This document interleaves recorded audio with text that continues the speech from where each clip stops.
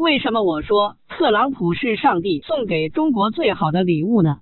首先从客观上讲，中美之间的冲突是必然的，新兴大国和守成大国的矛盾是天然的，这也叫修昔底德陷阱。这种现象在西方特别普遍，从西方文明的源头希腊雅典娜城邦与斯巴达之间开始，新兴势力和守成势力的冲突就一直在上演，而且普遍是通过战争的手段来进行地位的更替。例如西班牙守成大国、英国新兴大国之间的冲突，以西班牙无敌舰队覆灭划上句号，一旦本质上就是新兴势力的代表德国和旧有秩序代表英法之间的冲突等等。视野回到东方，我们会发现东方极少出现这种情况。东亚在几千年中一直处在中华文明的光辉下，除了清末与日本的冲突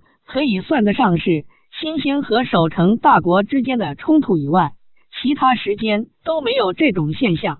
这是一个很有趣的现象，大家怎么看呢？回到修昔底德陷阱的本质，那就是旧有秩序的领导者发现自己遇到了有能力挑战自己的对手，所以自然会担心自己的地位会被代替，而新兴势力发现旧的秩序或旧秩序的代表在某些地方束缚住了自己前进的脚步，这中间一定会产生猜疑乃至冲突。所以这么看，美国迟早会对中国进行各种打压，去年开始的贸易战也就在情理之中了。但是为什么反而说特朗普的出现对中国是个利好呢？因为他的政策没有把握好。很明显的可以看到，特朗普的基本脉络是原先想联俄制华，甚至想抽调其他地方的力量来全力应对亚太的局面。但是很可惜，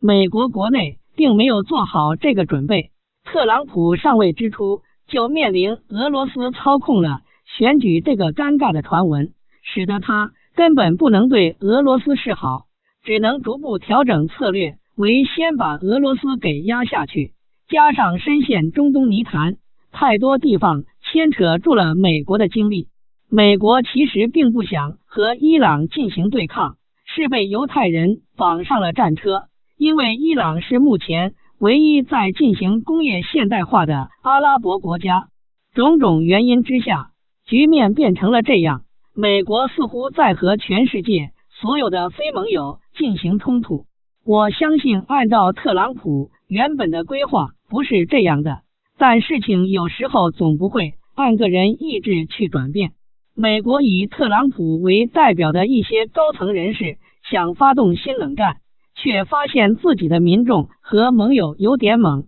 没跟上自己的脚步，加上还有其他地方的刺头还没摆平，着实弄得很尴尬。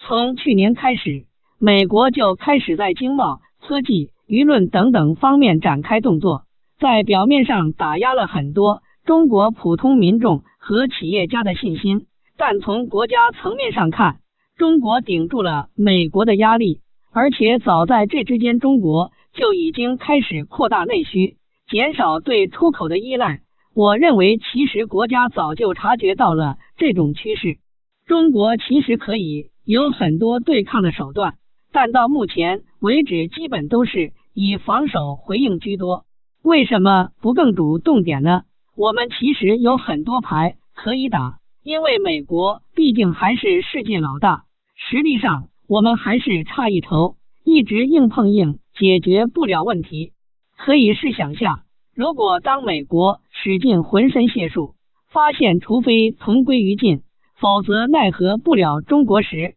还会想着对抗吗？届时只会想着如何合作防止第三方崛起。细想下，和现在的联合国5个流氓的地位是一个道理。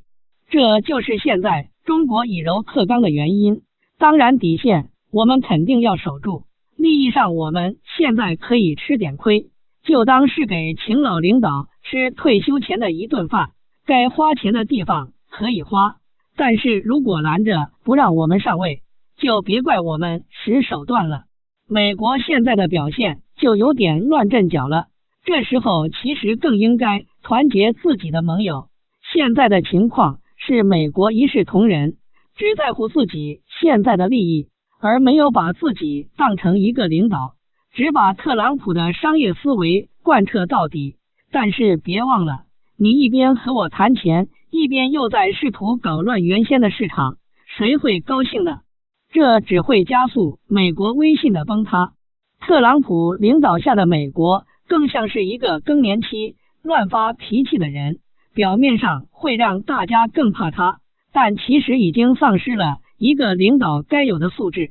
其实中国的崛起早已不可阻挡，但在某些美国精英层看来，这是不能接受的，就像是我们从世界之巅上跌落时的那种失落、愤怒，这就会促使他们一定会想方设法的针对我们，一味的避让肯定解决不了问题，只会让其认为自己应该更加得寸进尺。只有让其彻底清醒过来，双方才有握手言和的可能。所以我预计这几年在各个方面的冲突一定还会继续，甚至会激烈。中国这方面一定要控制好，既要打醒美国，又要在必要的时候让步，给对方一个台阶下，以控制住局面。总之一句话，给好处可以，但是不能阻碍我们继续发展。